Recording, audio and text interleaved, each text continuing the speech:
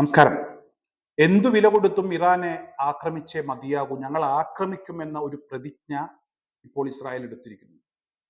ആദ്യം ഇസ്രായേലിന് ഇറാനെ തിരിച്ചടിക്കണമെന്നുള്ള ഒരു ആഗ്രഹമുണ്ടായിരുന്നു. എന്നാൽ അമേരിക്ക പിന്തുണക്കാൻ തയ്യാറല്ല. ഞങ്ങൾ സംരക്ഷിക്കാൻ വേണ്ടി വന്നു, നിങ്ങളുടെ ആക്രമണവുമായി ബന്ധപ്പെട്ട് സഹായിക്കാൻ തയ്യാറല്ല എന്ന ഒരു നിലപാട് സ്വീകരിച്ചു. അതുകൊണ്ട് തന്നെ പെട്ടെന്നൊരു ആക്രമണത്തിന് മുതിരണ്ട എന്ന് ഇസ്രായേൽ തീരുമാനിച്ചു. അങ്ങനെ തൽക്കാലം ആക്രമണം വേണ്ട എന്ന് വെച്ചതായിരുന്നു. എന്നാൽ ഇപ്പോഴിതാ ഇസ്രായേൽ വീണ്ടും ഒരു പ്രതിജ്ഞ എടുത്തിരിക്കുകയാണ്. എന്തു വില കൊടുത്തും ഇറാനെ തിരിച്ചടിക്കണം. ഇപ്പോൾ തിരിച്ചടിക്കാൻ കഴിഞ്ഞില്ലെങ്കിൽ കുറച്ച് കഴിഞ്ഞാൽ അതിന് കഴിയാതെ വന്നേക്കാം. അത്തരത്തിലൊരു സാഹചര്യം നിലവിലുണ്ട്. അതുകൊണ്ട് ഇസ്രായേലിനെ തിരിച്ചടിച്ചേ മതിയാകൂ. മാത്രമല്ല 32ഓളം രാജ്യങ്ങളിലേക്ക് കത്തയച്ചിരിക്കുന്നു. ആ രാജ്യങ്ങളിലെ വിദേശകാര്യ മന്ത്രിമാരുമായി ഇസ്രായേൽ ഫോണിൽ സംസാരിച്ചിരിക്കുന്നു. ഇറാനെ ഒരു ഭീകരവാദ രാഷ്ട്രമായി പ്രഖ്യാപിക്കണം. ഇറാന്റെ സൈന്യത്തെ അവരെ ഭീകരവാദികളായി പ്രഖ്യാപിക്കണം. മാത്രമല്ല ഇറാന്റെ മേലിൽ ഉപരോധം കൊണ്ടുവരണം. ഇതൊക്കെയാണ് ഇസ്രായേലിന്റെ ആവശ്യം.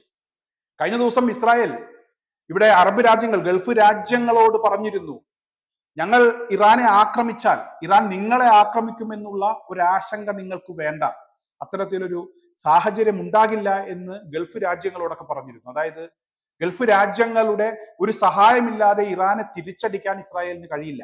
അമേരിക്കക്കാണെങ്കിലും ഖത്തറിന്റെയും കുവൈറ്റിന്റെയും സൗദി അറേബ്യയുടെയും ഒക്കെ സഹായം വേണം.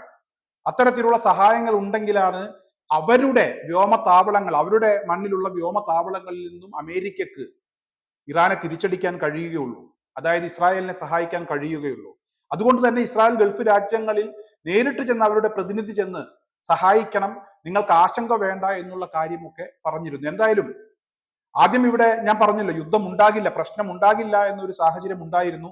എന്നാൽ ആ സാഹചര്യം ഇപ്പോൾ മാറിയിരിക്കുന്നു. ഒരു യുദ്ധം ഏത് നിമിഷവും ഉണ്ടാകാം എന്ന ഒരു അവസ്ഥയിലേക്ക് പോയിരിക്കുന്നു. എന്നാൽ ഈ ഒരു സമയത്ത് തന്നെ ഇറാന്റെ ഒരു പ്രതികരണം വന്നിട്ടുണ്ട്. ഇറാൻ പ്രസിഡന്റ് പറയുന്നത്, ഇനി ഞങ്ങളെ അടിച്ചാൽ, ഞങ്ങളെ തിരിച്ചടിച്ചാൽ, ഞങ്ങൾക്കെതിരെ ഒരു ആക്രമണം ഉണ്ടായാൽ നിമിഷങ്ങൾക്കകമായിരിക്കും ഇസ്രായേലിന് തിരിച്ചടി എന്നാണ് ഇറാൻ പ്രസിഡന്റ് പറഞ്ഞിരിക്കുന്നത്. ഇനി ആലോചിച്ചിരിക്കില്ല, കൂടുതലൊന്നും ആലോചിക്കാനില്ല. നേരത്തെ ഞങ്ങൾ ആക്രമണം നടത്തിയത് വളരെ ശ്രദ്ധിച്ചായിരുന്നു. ജനവാസ മേഖലകളൊക്കെ ഒഴിവാക്കി ഇസ്രായേലിന്റെ സൈനിക കേന്ദ്രം, അതുപോലെ തന്നെ വ്യോമതാവളം തുടങ്ങി അത്തരത്തിലുള്ള മേഖലകളിലേക്ക് മാത്രമാണ് ഞങ്ങൾ ആക്രമണം നടത്തിയത്. എന്തായാലും ഇവിടെ ആക്രമണങ്ങൾ നടത്തിയപ്പോൾ അവർക്കൊരു നഷ്ടവും സംഭവിച്ചിട്ടില്ല എന്നാണ് ഇസ്രായേൽ ആദ്യം പറഞ്ഞിരുന്നത്. എന്നാൽ ഇസ്രായേലിന്റെ നഷ്ടം അന്താരാഷ്ട്ര മാധ്യമങ്ങൾ അതിന്റെ ദൃശ്യങ്ങൾ സഹിതം പുറം ലോകത്തേക്ക് എത്തിച്ചതോടു കൂടിയാണ് ഇസ്രായേലിന് മനംമാറ്റം ഉണ്ടായത്. അതായത് തിരിച്ചടിയിൽ നല്ല പണി കിട്ടി, കാര്യമായ രീതിയിലുള്ള നഷ്ടങ്ങൾ ഉണ്ടായി, നാശനഷ്ടങ്ങൾ ഉണ്ടായി, ഇത് ലോകം മുഴുവൻ അറിഞ്ഞു. ഇനി ഇറാനെ തിരിച്ചടിച്ചേ മതിയാകൂ എന്ന രീതിയിലാണ് ഇപ്പോൾ ഇസ്രായേൽ നിൽക്കുന്നത്. അതുകൊണ്ട് തന്നെ തിരിച്ചടിച്ചാൽ ഇറാന്റെ ഭാഗത്തു നിന്നും നിമിഷങ്ങൾക്കകം അതിന് മറുപടി ഉണ്ടാകുമെന്ന് ഇറാനും വ്യക്തമാക്കിയിട്ടുണ്ട്.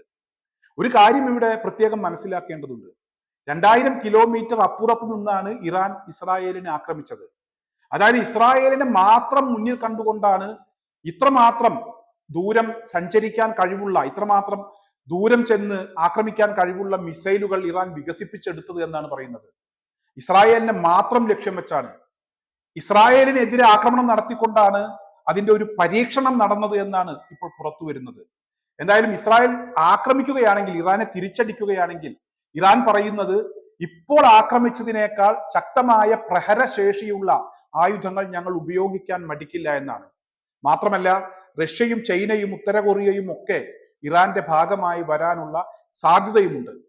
പിന്നെ ഏറ്റവും പ്രധാനപ്പെട്ട ഒരു കാര്യം, ഇവിടെ ഇറാൻ ഇന്നും ഇന്നലെയും തുടങ്ങിയതല്ല.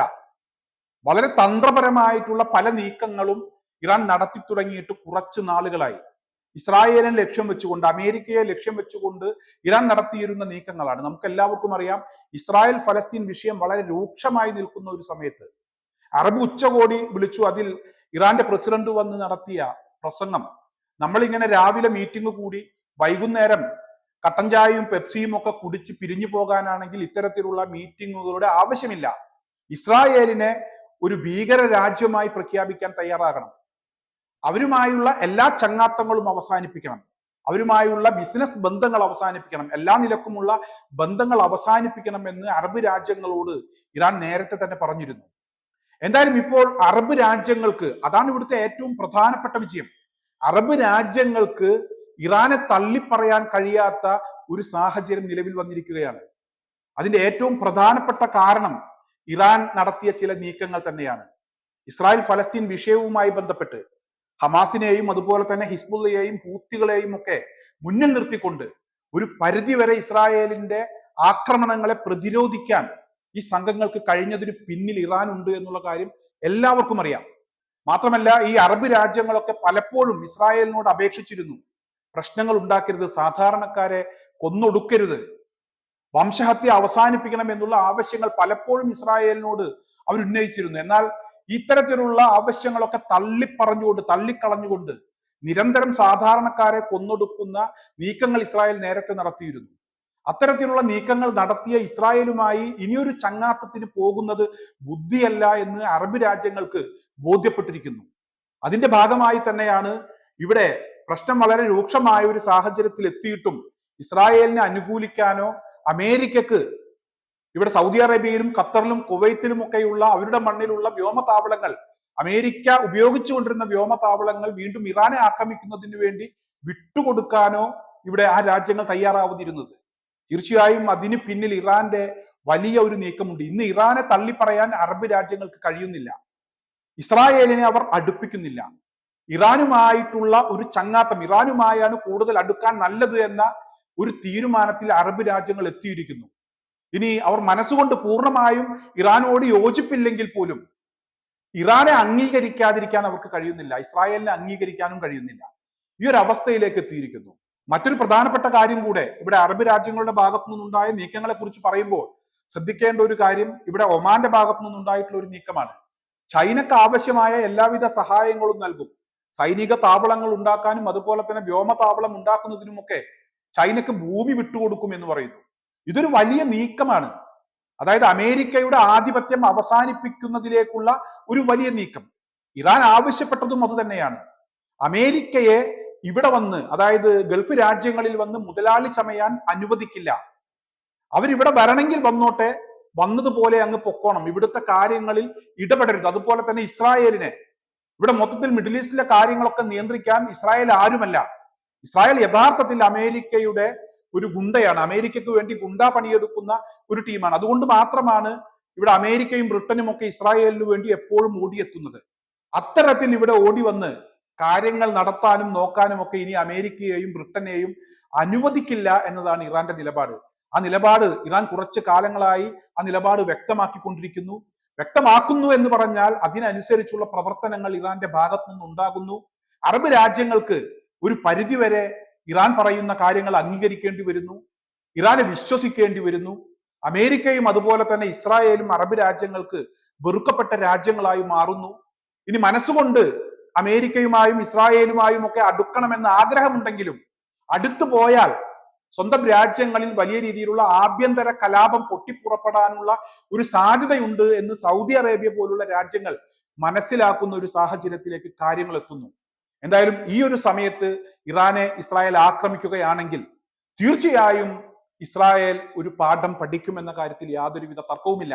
ഇറാൻ തന്നെ വ്യക്തമാക്കിയിട്ടുണ്ട്, നേരത്തെ ഉപയോഗിച്ചതിനേക്കാൾ ശക്തമായ പ്രഹരശേഷിയുള്ള വളരെ നല്ല ആയുധങ്ങൾ ഉപയോഗിച്ച് നിമിഷങ്ങൾക്കകം ഇസ്രായേലിന് മറുപടി കൊടുക്കുമെന്നാണ് ഇറാൻ വ്യക്തമാക്കിയിട്ടുള്ളത്. എന്തായാലും ഒരു പ്രശ്നം ഉണ്ടാക്കാതെ ഇപ്പോൾ നോക്കേണ്ടത് ഇസ്രായേലിന്റെ കടമയാണ്. ഇസ്രായേലിന് അത്തരത്തിലുള്ള ഒരു ബുദ്ധി കൊടുക്കട്ടെ, പശ്ചിമേഷ്യയിൽ ഒരു പ്രശ്നമില്ലാതിരിക്കട്ടെ എന്ന് അതിനുവേണ്ടി നമുക്ക് പ്രാർത്ഥിക്കാം എന്നല്ലാതെ ഈ ഒരു അവസരത്തിൽ എനിക്ക് മറ്റൊന്നും ഈ വിഷയത്തെക്കുറിച്ച് പറയാനില്ല.